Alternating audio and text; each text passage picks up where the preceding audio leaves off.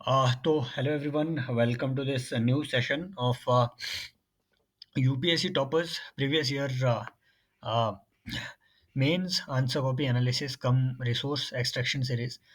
और इस सीरीज में हम ना सिर्फ यूपीएससी के जो पुराने टॉपर्स रहे हैं जिन्होंने बहुत हाई स्कोर किया है किसी भी रिस्पेक्टिव सब्जेक्ट में, ना सिर्फ उनके आंसर्स को हम देखते हैं बल्कि ब्रेनस्टॉर्मिंग करके ये भी हम यहाँ पे एक प्रैक्टिस करते हैं कि अगर हमारे सामने वो क्वेश्चन रखे जाएँ, तो हम उनको कैसे अटेम्प्ट करें, राइट? सो ये एक बहुत कॉम्प्रिहेंसिव सीरीज़ है आपके मेंस के लिए, स्पेशली नेक्स्ट 2 मंथ्स में जब तक मेंस की हम तैयारी कर रहे हैं। ये काफ़ी हेल्पफुल हो सकता है, एटलीस्ट दिमाग को उस तरीके से राइट, उस पर्टिकुलर स्ट्रक्चर में ढालने के लिए, राइट, हमें ये प्रैक्टिस बहुत ही ज़्यादा लाभदायक हो सकती है। तो आज अगेन हम वही नविता मैम जो कि एआईआर 251 रहे हैं, राइट? भले ही इनकी रैंक देखो 251 नीची रैंक तो नहीं है, बहुत ही अच्छी रैंक ये होती है, लेकिन बावजूद ठीक है, भले ही ये ट्रिपल डिजिट में हो लेकिन इनके जीएस 3 में और जीएस 1 में काफ़ी अच्छा स्कोर आया है। राइट, जीएस में इनका काफ़ी अच्छा स्कोर है। तो ऑलरेडी हम ये सब चीज़ें ऑलरेडी ऊपर डिस्कस कर चुके थे और हाँ, बाकी लोग भी ठीक है, मुझे कई लोगों के मैसेज आए कि अब कोई नई वीडियो इसमें नहीं आ रही है। तो guys honestly after after my mains की बात जब मैं कर रहा हूँ तो सिर्फ़ यूपीएससी मेंस की बात नहीं कर रहा हूँ। ठीक यूपीएससी मेंस के 3 दिन के बाद मेरा ठीक है एचपीएससी मेंस था, Himachal Pradesh public service commission का, ठीक है? तो ये 10 तारीख को ख़त्म हुआ, फिर मैं 3-4 दिन सोया राइट? तो थोड़ा थक चुका था, फिर सोने के बाद फिर मज़ा नहीं आया, फिर मैं घूमने चला गया। तो 10-12 दिन मेरे उसमें घूमने में निकल गए। तो अभी अब थोड़ा ठीक है, आ रहे हैं, थोड़ा सूत में आ रहे हैं। अब दिवाली आ गई है, ठीक है? तो अब क्या है कि हाँ, कई लोग ये भी पूछ रहे थे कि you are going to announce something, ठीक है? तो yes, I am going to announce something specially for your prelims, ठीक है? एक एक बहुत ही ठीक है, एक एक माइन्यूट सी अगर मुझे हिंट देनी है, तो वो ये कि सर फॉर प्रीलिम्स आप कोई भी टेस्ट सीरीज़ मत खरीदना, ठीक है? कोई टेस्ट सीरीज़ मत खरीदना। ट्रस्ट मी, एक ऐसा इनिशिएटिव आने वाला है, नो डाउट वो पीवाईक्यू का इनिशिएटिव होगा, बट भाई वो आपके ना सिर्फ पीवाईक्यू, ठीक है, ना सिर्फ वो पीवाईक्यूज के पूरे ठीक है वो एनालिसिस की वीडियोस होंगी, बल्कि वो इस तरीके से प्रिपेयर की जाएगी कि भैया आप अगर उनको 2x में भी देखो, 10 बार देख लो, आपका बहुत ही अच्छा रिवीजन हो जाएगा, राइट? ना सिर्फ अगेन ना सिर्फ पीवाईक्यू बल्कि उससे लिंक्ड जो रीसेंट करंट अफेयर्स होंगे, सब चीज़ें वहाँ पे कवर होंगी। तो टेस्ट सीरीज खरीदना मत, ठीक है? स्पेशली अगर आपको ये डाउट है कि टेस्ट सीरीज़ अगर नहीं खरीदेंगे तो बहुत रीसेंट की चीज़ें कैसे हम कवर करेंगे? भाई उसके लिए खरीदने की ज़रूरत नहीं होती है टेस्ट सीरीज़ को, राइट? जितने भी कोचिंग इंस्टीट्यूट्स हैं, ये अपने फ्री मॉक टेस्ट ऑलरेडी दे रहे हैं, ऑलरेडी बना करके दे रहे हैं। उसके लिए वो लगाने हैं। भाई आपको जो प्रीलिम्स क्वालीफाई कराएगा, मुझसे पूछ लो, मैंने 3 prelims back to back qualify किए हैं। इससे पहले भी जो फर्स्ट प्रीलिम्स था वो भी क्वालीफाइड था, जीएस वो भी क्वालीफाइड था, लेकिन सीसेट में रह गया था।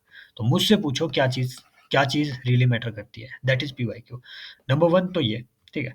नंबर और हाँ, ये पिछले साल के पीवाईक्यू सेशन से बहुत अलग होगा। ट्रस्ट मी, ये बहुत अलग होगा, बहुत ही ज़्यादा कॉम्प्रिहेंसिव होगा, राइट? दूसरी बात कि दूसरी चीज़ जो आपने करनी है कि भैया don't worry about your polity. पिछले साल हमने जो स्टार्ट की थी सीरीज़, जो कि हम बीच में छोड़ चुके थे, पॉलिटी थ्रू कॉन्स्टिट्यूशन सीरीज़, भैया वो बेयर एक्ट प्लस कॉन्स्टिट्यूशन, ठीक है? Acts plus constitution plus supreme court के जो केस लॉज़ हैं, इनको एकदम प्रीलिम्स प्लस मेंस के पर्सपेक्टिव से भाई ये पूरी फ्री, ये वाली तो पूरी फ्री आपकी सीरीज़ रहेगी, ठीक है? पॉलिटी थ्रू कॉन्स्टिट्यूशन पूरा यूट्यूब पे आएगा, ठीक है? और और ये एक बहुत ही कॉम्प्रिहेंसिव सीरीज़ होगी। मेंस प्लस प्रीलिम्स के पर्सपेक्टिव से ये तैयार की जाएगी, राइट? तीसरी बात, साइंस एंड टेक का कोई कोर्स मत लेना। साइंस एंड टेक का, right? If you trust me as a source, जो 2023 का प्रीलिम्स था, राइट? उसमें अपने साइंस एंड टेक के जो क्वेश्चंस थे, 13 में से 9 क्वेश्चन, उसका लिंक देखो मैं नीचे वीडियो में हमेशा पिन करता हूँ, 9 क्वेश्चन डायरेक्ट हिट थे अपने कोर्स से, राइट? हालांकि फिर अगेन मैं बार बार ये कहता हूँ, 2024 में सिर्फ 4 क्वेश्चन हम हिट कर पाए। अगेन कारण ये कि 7 से 8 क्वेश्चन ही साइंस एंड टेक के आए थे, राइट? दूसरी बात, इस बार जो साइंस एंड टेक आया था वो सीडीएस टाइप का आया था, बहुत ही है ना, एक एक तरीके से आप कह सकें कि काफ़ी स्टैटिक नेचर का, या फिर सीडीएस टाइप का, समझ रहे हो? सीडीएस टाइप का समझते हो? कि जो एकदम आपके 9th 10th के बुक्स टाइप का जो आपका साइंस एंड टेक आया था, वो उस टाइप का कुछ था, राइट? सो इस चेंज्ड पैटर्न के अनुसार भी जो साइंस एंड टेक है, वो बिल्कुल ठीक है, एक बहुत ही अफोर्डेबल एक कोर्स इसका प्रोवाइड किया जाएगा, राइट? सो इन 3 चीज़ों पे बिल्कुल भी आपको वरी करने की ज़रूरत नहीं है। पोस्ट दिवाली ये सब चीज़ें एकदम से ठीक है, इस सब चीज़ों का आपको देखने को मिलेगा इस चैनल पे, राइट? आगे बढ़ते हैं। आज का क्वेश्चन देखते हैं कि है ना, इसमें मैं एक कॉम्प्रिहेंसिव वीडियो बनाऊँगा, कल-परसों आएँगे, ठीक है? अभी आज का यहाँ पे थोड़ा स्टडी करते हैं, मेंस के पर्सपेक्टिव से कि ensuring sustainable consumption and production patterns for environmentally conscious world is not possible without fundamental changes in lifestyle. Discuss the statement in light of lifestyle for environment movement. ठीक है, तो आप ना इसको हम सीधा इंट्रोड्यूस कर सकते थे कि जो मिशन लाइफ है, ठीक है, इसको रिसेंटली जो पीएम मोदी है, ठीक है, लाइफस्टाइल फॉर एनवायरनमेंट, इस मिशन लाइफ को कॉप 27 एंड 28 में काफ़ी ज़्यादा प्रमोट किया गया था। कुछ इस तरीके से इसका इंट्रो यहाँ पे दिया जा सकता है, right? Ensuring sustainable consumption and production patterns for environmentally conscious world is not possible without fundamental changes in lifestyle. तो यहाँ सीधा हमने ये बताना है कि भैया फंडामेंटल चेंजेस जो हमारी लाइफस्टाइल में है ना, वो क्या-क्या ऐसे चेंजेस लाया जाए जिससे कि सस्टेनेबल कंजम्पशन और प्रोडक्शन पैटर्न्स हम एस्टेब्लिश कर पाएँ, राइट? वो क्या फंडामेंटल चेंजेस है लाइफ़स्टाइल के? भैया नंबर 1 तो ठीक है, अननेसेसरी कंजम्पशन को, जिसे गांधी जी भी कहते थे कि जो आपके अननेसेसरी कंज्यूमरिस्ट कल्चर है, सबसे पहले तो इसे ब्लॉक करना है। गाड़ियाँ ले रहे हैं, 10-10 गाड़ियाँ ले रहे हैं, मोबाइल फ़ोन है 3-3 पड़े हुए हैं, काम एक का भी नहीं है, सिर्फ़ स्टेटस सिंबल दिखाने के लिए। आईफ़ोन 14 आ गया, 15 आ गया, ठीक है? तो सिर्फ़ वो स्टेटस सिंबल के लिए आप 15 भी खरीद लेंगे। इससे क्या होगा? ई-वेस्ट पैदा होगा, समझ रहे हो? सो ये सबसे पहला काम हमने ये करना है। दूसरा काम आप इसमें क्या लिखेंगे? भैया आप जो है ट्रांसपोर्टेशन, पब्लिक ट्रांसपोर्टेशन को ज़्यादा से ज़्यादा बढ़ावा दिया जाए, राइट? तो जैसे अ कई इनिशिएटिव्स हैं, है ना? ग्रीन ट्रांसपोर्ट को बढ़ावा देने के लिए हमारी जो ministry of road transports and highway है, इन्होंने ठीक है, इन्होंने इलेक्ट्रिक बसेज़ के लिए एक अलग से सब्सिडी स्कीम, ठीक है, ये चालू की थी। तो इस तरीके के एग्ज़ाम्पल इसमें दिए जा सकते हैं। और लाइफ़स्टाइल चेंजेज़ इसमें क्या हो सकते हैं कि भैया नेचर बेस्ड सॉल्यूशंस, राइट? वो नेचर बेस्ड सॉल्यूशन क्या हो सकते हैं? जैसे बायोप्लास्टिक हो गया। बायोप्लास्टिक्स हमने पढ़े हुए हैं, ठीक है, साइंस एंड टेक में तो भाई बायोप्लास्टिक पे अलग से हमने एक वो कवर किया है, राइट? कौन-कौन से टाइप ऑफ बायोप्लास्टिक्स हैं, ये सब चीज़ें हमने पढ़ी है। अब ये प्रीलिम्स के पर्सपेक्टिव से है, मेंस में नहीं। मेंस में आपने लिखना है कि भैया नेचर बेस्ड सॉल्यूशन, वो कैसे? For example bioplastic, right? और क्या इसमें हो सकता है? अब देखो, सिर्फ प्लास्टिक या फिर पॉल्यूशन पे ध्यान नहीं देना है। कंजम्पशन और प्रोडक्शन पैटर्न की अगर बात हो रही है तो भैया हमने हमने और चीज़ों पे भी ध्यान देना है। फॉर एग्जांपल वाटर की अननेसेसरी कंजम्पशन को कम करना है, राइट? इसके लिए आप क्या कर सकते हैं? यहाँ एक एरो बना दीजिए, 2-3 इसमें चीज़ें लिख दीजिए कि ग्राउंड वाटर रिचार्ज को प्रमोट करना, है ना? और वाटरशेड, ठीक है? वाटरशेड मैनेजमेंट पे ज़्यादा फ़ोकस करना।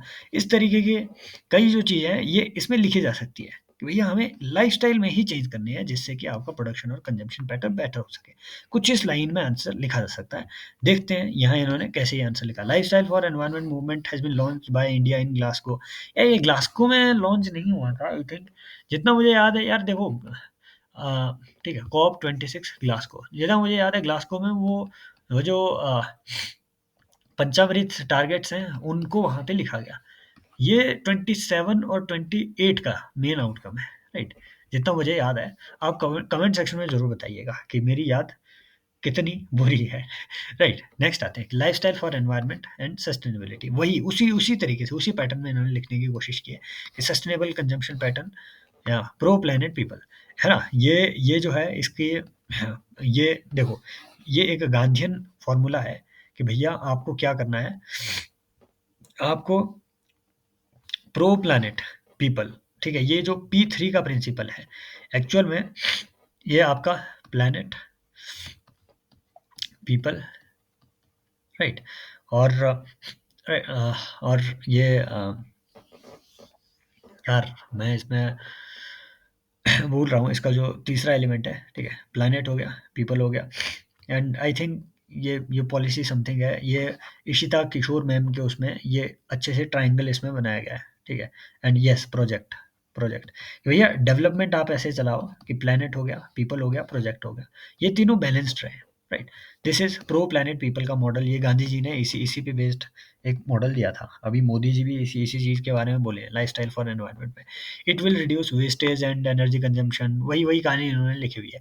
देखो इनको जो नंबर मिले हुए हैं, इतने ज़्यादा जो नंबर इनको मिले जीएस 3 में, वो इस चीज़ की वजह से मिले कि इन्होंने देखो आंसर का इवेल्युएशन, इवेल्युएटर के लिए इन्होंने आंसर अपना कितना ईजी बना दिया, है ना? बहुत खुला-खुला सा लिख रहे हैं और पॉइंट्स बिल्कुल शॉर्ट यहाँ पे लिख रहे हैं कि सस्टेनेबल एनवायरनमेंट, है ना? Low GHG emission, low consumption, low production etcetera.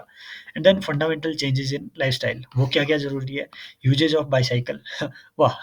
देखो वही चीज़ हमने भी कहा था कि है ना, पब्लिक ट्रांसपोर्ट वगैरह हो या फिर आपके जो एक तरीके से जो आपके ज़ीरो कार्बन बजट वाली जो ट्रांसपोर्टेशन है, उसको आप एडॉप्ट करें।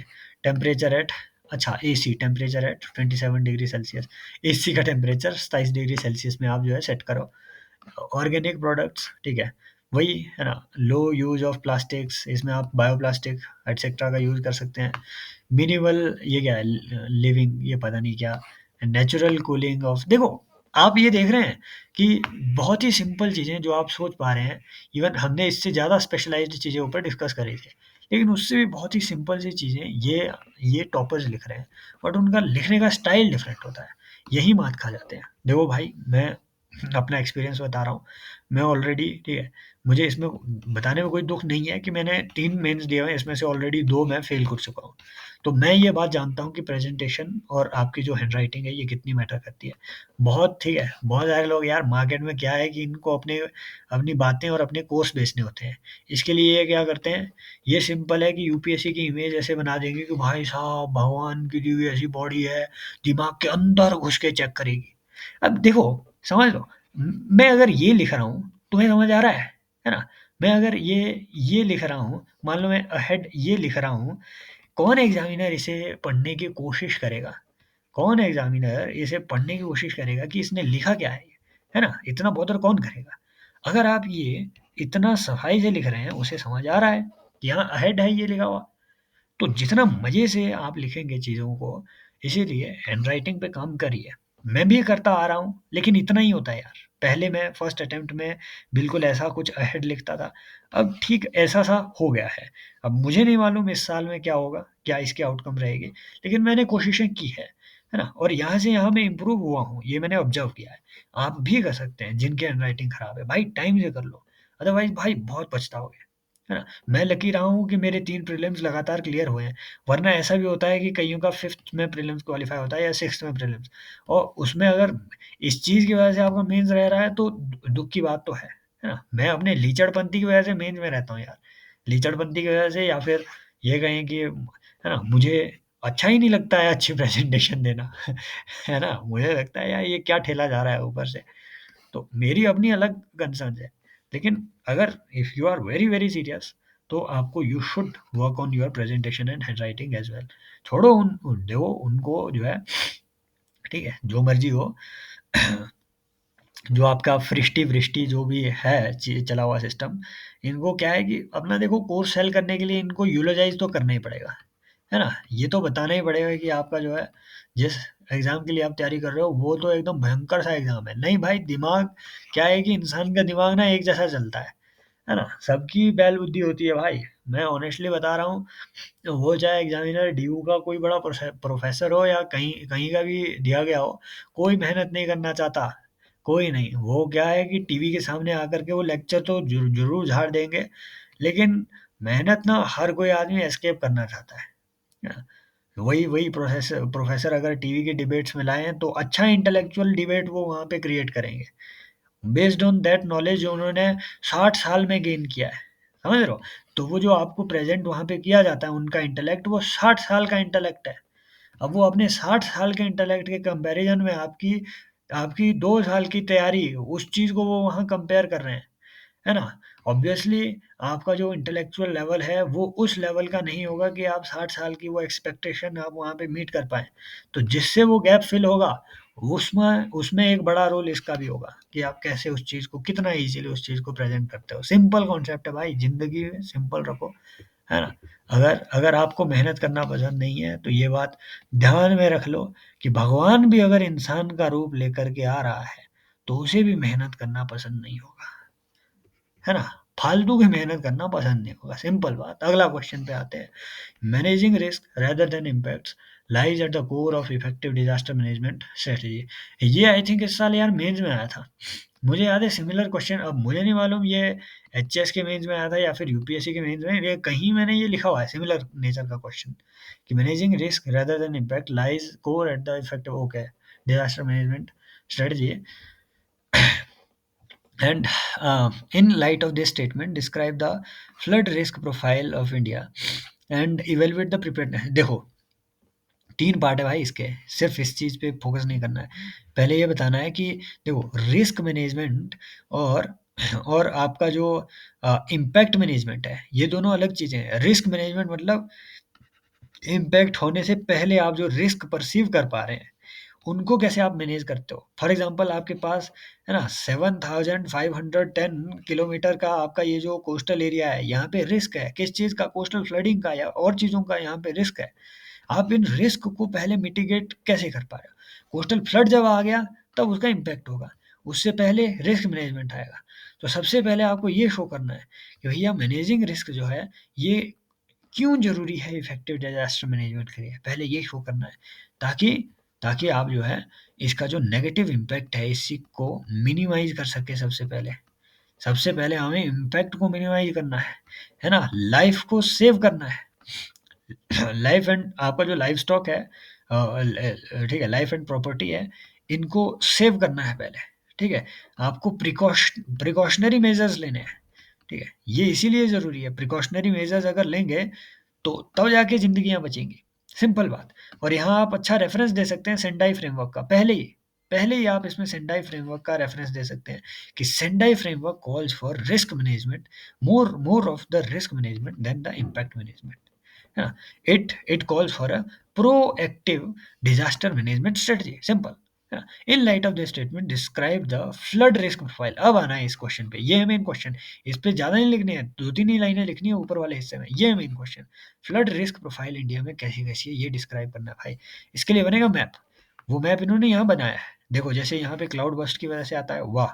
ये चीज़ देखो मैप, मुर्गे जैसा तो मैप बनाया हुआ है, तो ये नहीं मैटर करता है कि मैप आपने कैसा बनाया, अच्छा बने तो और अच्छी बात है, लेकिन फिर भी कम से कम शो करने की कोशिश यहाँ पे की जा सकती है।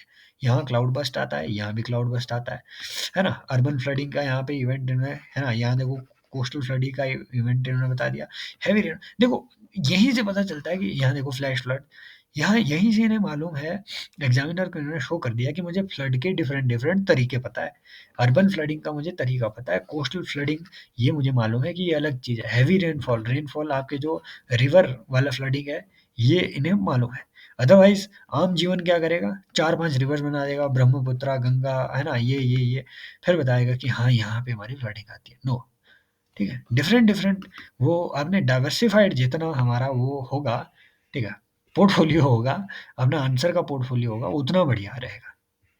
फ्लड रिस्क प्रोफाइल वही क्लाउड बर्स्ट, आप इसमें लिख सकते हैं कि western Ghat and eastern Ghat and sorry western Ghat and Himalayan regions, then urban flood Mumbai, Chennai etcetera, coastal flooding वही चीज़ है, सिंपल सी चीज़ है जो ऊपर लिखा है ना, एनपेक्स एटसेट्रा, ये क्या है monsoon.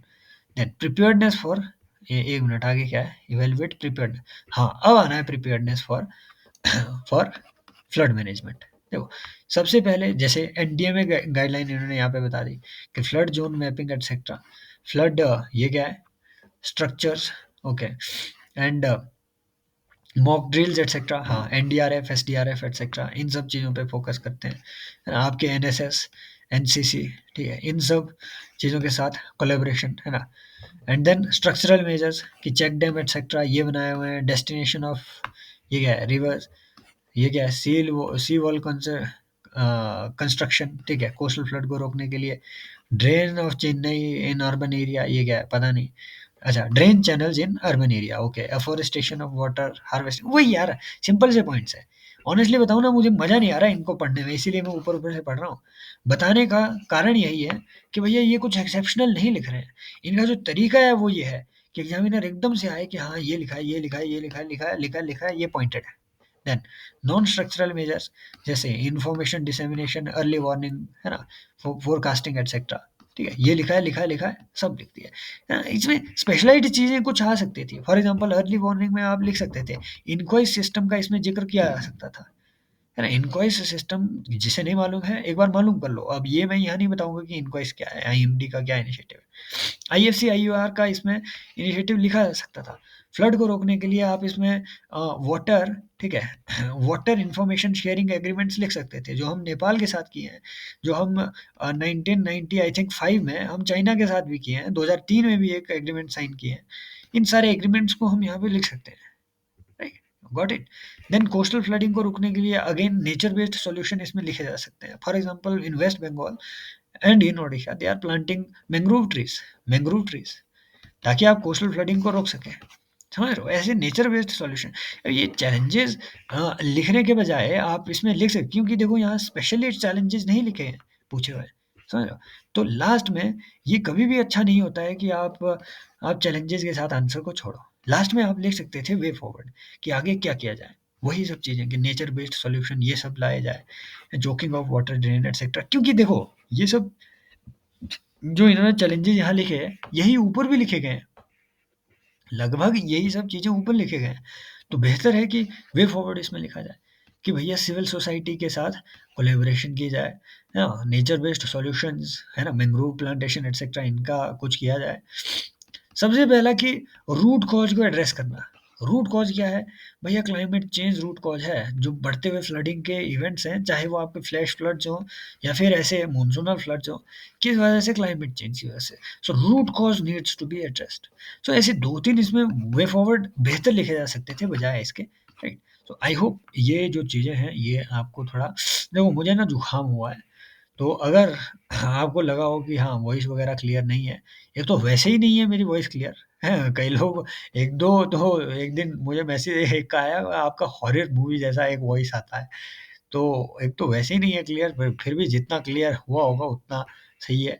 And thank you so much, take care.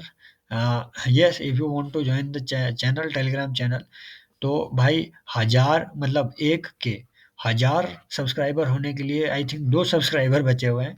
तो वीडियो पढ़ते ही 2 लोग इसमें ज्वाइन कर लेना। लिंक आपको कहाँ मिलेगा? डिस्क्रिप्शन में वीडियो के, तो जा कर के देख लेना वो, ठीक है।